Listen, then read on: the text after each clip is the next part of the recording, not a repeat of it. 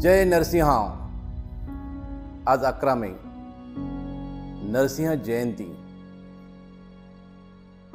विष्णूचा अवतार भगवान नरसिंह। एकेकाळी हिरण्यकशिपू नावाचा एक अति महत्वाकांक्षी शूर राक्षस निर्माण झाला। हा हिरण्यकशिपू महत्वाकांक्षेने एवढा पछाडला होता की त्याला विष्णूचं राज्य आणि विष्णूचं स्थान मिळवायचं होतं। त्यांनी भगवान ब्रह्मदेवाची कठोर तपश्चर्या करायला सुरुवात केली आणि ब्रह्मदेव प्रसन्न झाल्यानंतर त्यांना अमरत्वाचा म्हणजे मला मृत्यू नाही असा वर मागितला। ब्रह्मदेवाने सांगितलं की हे वत्सा, जो कोणी जन्माला त्याला एक ना एक दिवस मृत्यू येणारच आहे, ते सोडून काही माग। मग त्यांनी सांगितलं की मला न जमिनीवर न आकाशात न घरात न बाहेर न दिवसा न रात्री न पशुकडनं न मानवाकडनं मरण येऊ नये, न कुठल्या शस्त्रांनी न कुठल्या अस्त्रांनी मला मरण येऊ नये।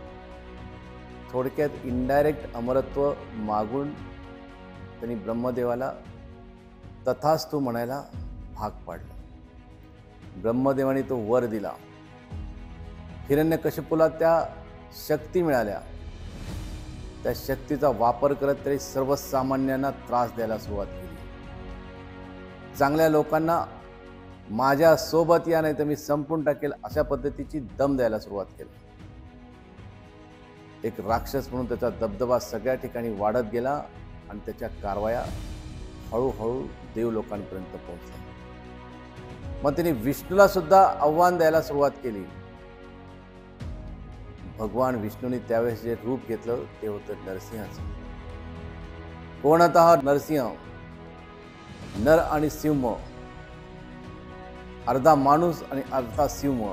न त्याला पशु म्हणता येईल न त्याला मानव म्हणता येईल, असं नरसिंह नवीन रूप भगवान विष्णूने घेतलं।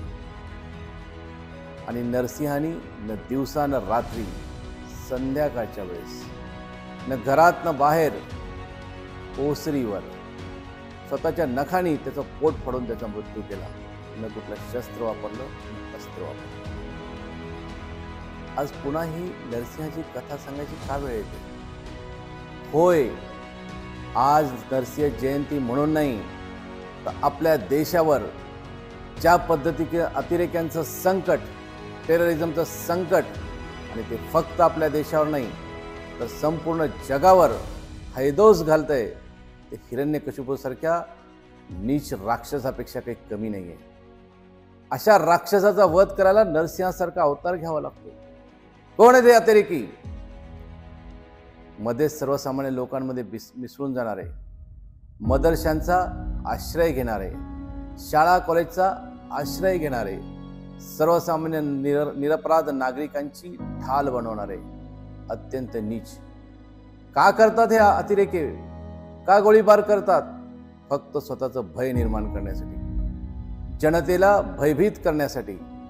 जनतेला भयभीत करायचं, अमाप संपत्ती लुटायची आणि स्वतःचं राज्य असल्यासारखं वागायचं, उद्दामपणे मस्तवालपणे सर्वसामान्य जनतेच्या आयुष्याचा वरवंटा फिरवत, वाटोळ करत, मगरुरीने वागायचं।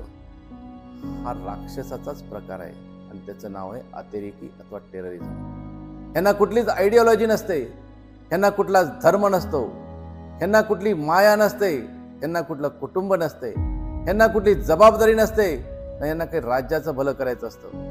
फक्त आपला हुकूम आणि आपली भीती जनतेच्या मनात निर्माण करून जनतेला लुटायचं असतं। आणि म्हणून अशा ह्या आधुनिक हिरण्यकशिपूला मारण्यासाठी नरसिंहाचं रूप घेऊन भारतीय सेना व भारतीय सेनेचं नेतृत्व करणारे पंतप्रधान मोदीजी यांना आज नरसिंहाच्या चाणक्य नीतीने आणि चतुराईने अतिरेक्यासारख्या फोफावलेल्या हिरण्यकशिपूचं पोट फाडावं लागणार आहे। आणि आज त्यांनी ते काम सुरू केले आहे।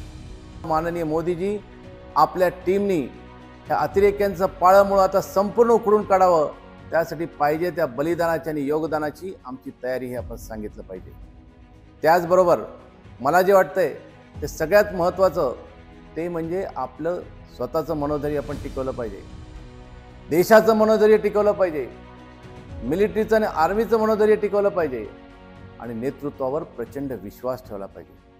काही जणांच्या मनात येत असेल की आत्ताच सैन्य का नाही घुसवत, पण युद्धनीती, जगाचं असलेलं परराष्ट्रीय धोरण, तिथल्या सर्वसामान्य जनतेची काळजी आणि पाकिस्तानला संपूर्ण उघडं पाडून मगच आपण त्या हिरण्यकशिपूचा, आधुनिक हिरण्यकशिपूचा वध केला पाहिजे.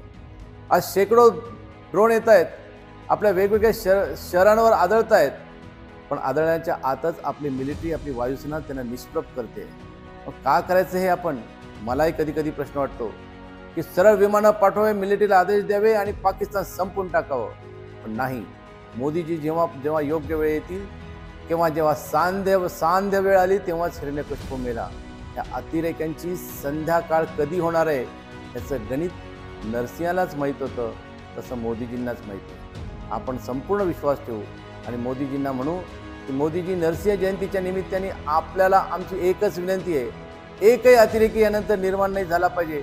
असं हिरण्यकशिपूचं पोट फाडा, म्हणजे अतिरेकांचं पोट फाडा की यानंतर कुणी बेछूट गोळीबार न केला पाहिजे, तर सर्वसामान्य जनतेला भयभीत केलं पाहिजे.